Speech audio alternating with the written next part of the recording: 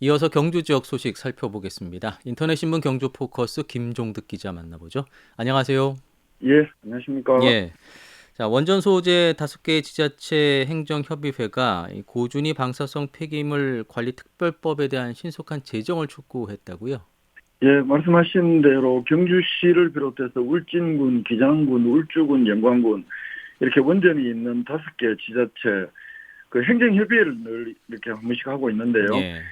지난 12일 날 국회의원회관에서 32차 원전 소재 지방자치단체 행정협의회 열었습니다. 이 자리에서 이 고준위 방사성 폐기물 관리 특별법 신속한 제정이 필요하다 이런 공동 건의문을 국회 해당 상임위원회와 또 법안을 발의한 국회의원들에게 전달을 했습니다. 예. 이날 회의에는 이 손병복 울진군수, 전학인 경주시장, 강종만 전라남도 영광군수, 또 박정규 기장군 부군수, 김성명 울주군 부군수 이렇게 참석을 했습니다. 예. 이게 뭐 저 포화 상태인 만큼 상당히 좀 시급한 문제다 이런 인식 때문이었겠죠. 그렇습니다. 이 원전 부지 내에 사유무 해결료 습식 저장소가 모든 원전마다 다 있긴 한데요.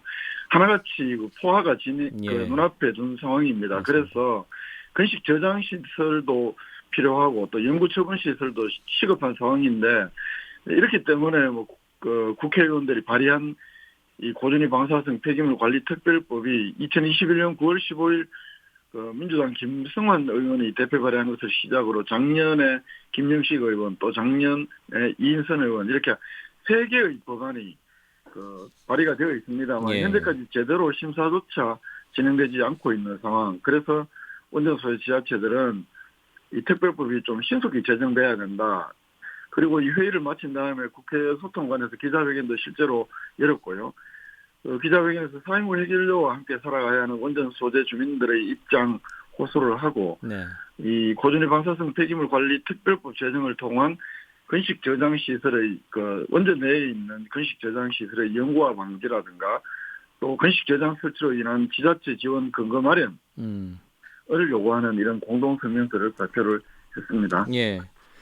그 성명서의 주된 내용을 좀 더 자세히 살펴볼까요? 원자력 발전소 부지 내에 이 사용무 해결료 임시 저장 문제는 시급히 해결해야 되는 국가적 사안이다라면서 특별법의 조속한 제정을 촉구를 하고 있습니다. 예. 성명서에서는 이 특별법에 담아야 될 내용도 이렇게 좀 주장을 하고 있는데요. 원전 부지 내 저장 시설을 추진할 경우에 반드시 지역 주민의 동의를 얻도록 해야 하고 또 어떠한 재난에도 저장 시설의 안전성이 보장될 수 있도록 이 사업자가 의무를 다 할 수 있도록 해야 하고 원전 네. 소재 주변 지역 주민들의 대한 합리적인 지원 방안이 마련돼야 된다. 이런 점들을 음. 요구를 했습니다. 그러면서 원전 부진의 저장 시설의 저장 용량이나 저장 기한을 명확히 함으로써 이 원전 부진의 저장 시설의 연구화에 대한 지역 주민 우려를 말끔히 해소해야 하고 또 예. 중간 저장 시설이나 연구 처분 시설의 운영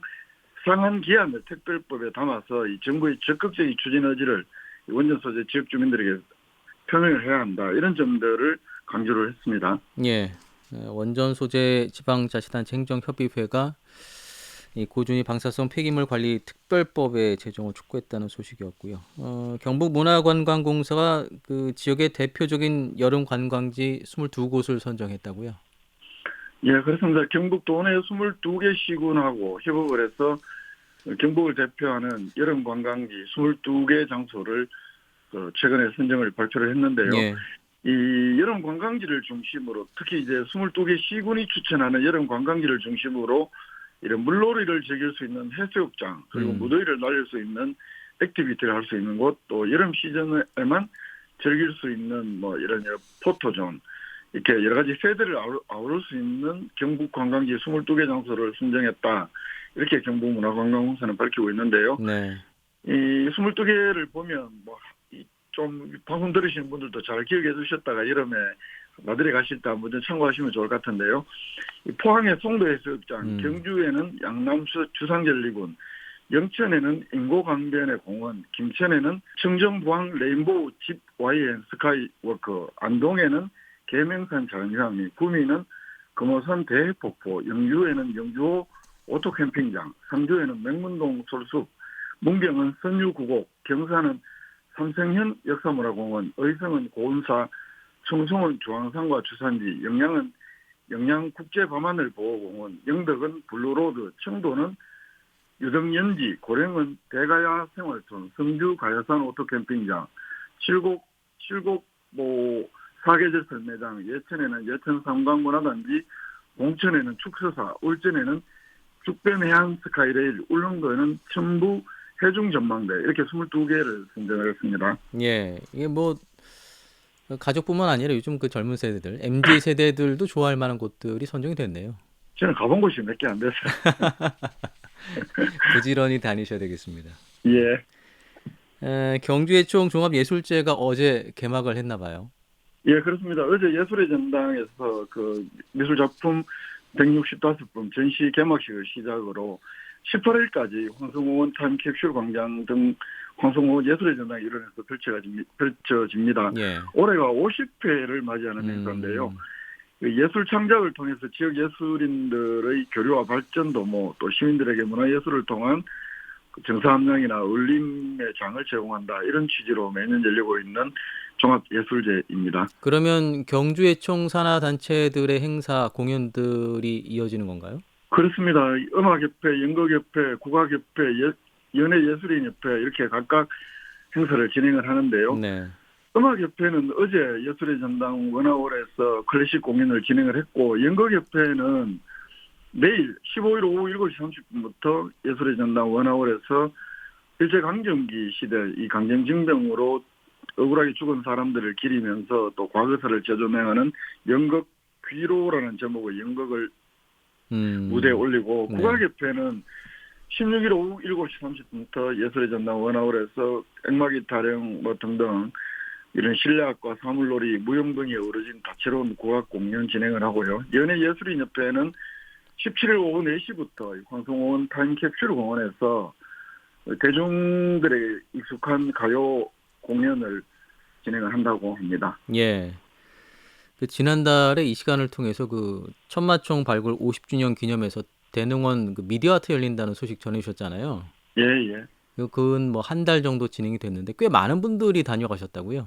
예, 그렇습니다. 5월 4일부터 6월 4일까지 5월 4일이 대능원 무료 개방을 시작한 날이고 또 천마총 그렇죠. 발굴 올해가 50주년인데 이런 두 가지를 기념을 해서 5월 4일부터 6월 4일까지 그 대능원 미디어 아트라는 행사를 매일 오후 7시 반부터 밤 10시까지 진행을 했는데 이 32일 동안 열렸던 이 행사 기간 대능원 방문객이 31만 4,163명, 하루 평균 9,817명으로 약 하루에 한 10,000명 정도가 방문한 결과로 나타났습니다. 이 작년에 1년 동안 대능원 방문객이 132만 9,114명, 하루 평균 3,641명인데 비하면 이 미디어 아트 기간 관람객은 작년 하루 평균 관람객보다 한 3배 정도 많이 방문한 것을 알 수 있습니다.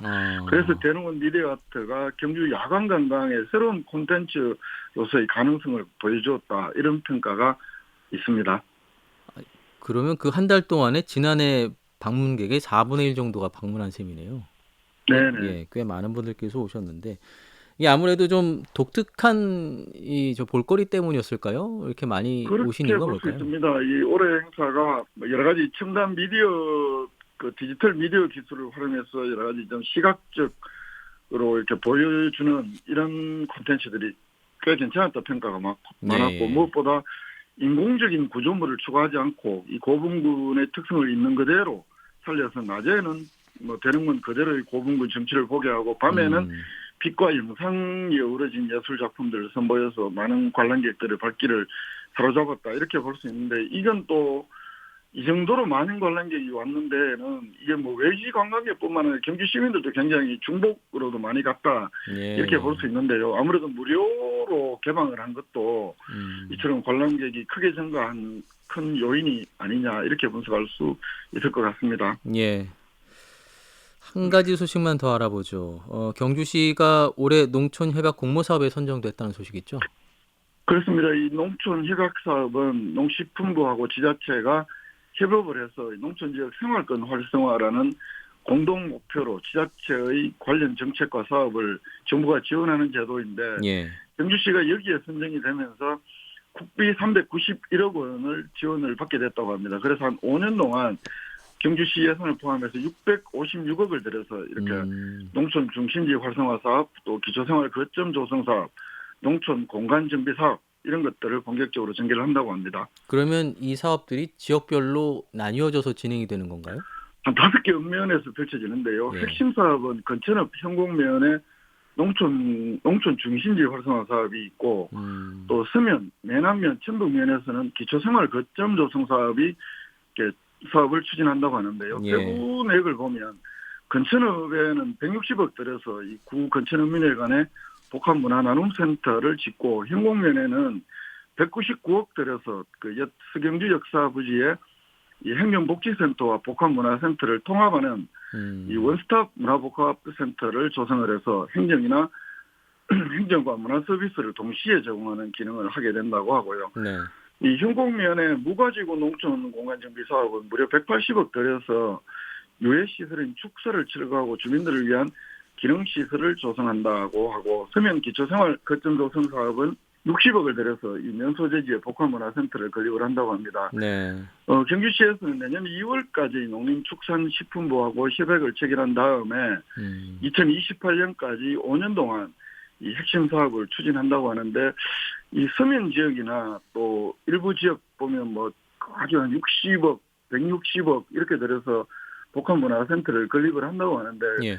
실제로 이제 이런 뭐 하드웨어가 중요한 게 아니고 그만큼 안에 그렇죠. 예. 실제로 주민들에게 필요한 여러 가지들을 잘 채워나갈 것인가가 매우 중요하다 이런 생각이 많이 들었습니다. 예. 예산 낭비라는 소리를 안 들으려면. 맞습니다. 예.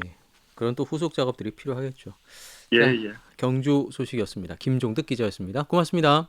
예, 고맙습니다.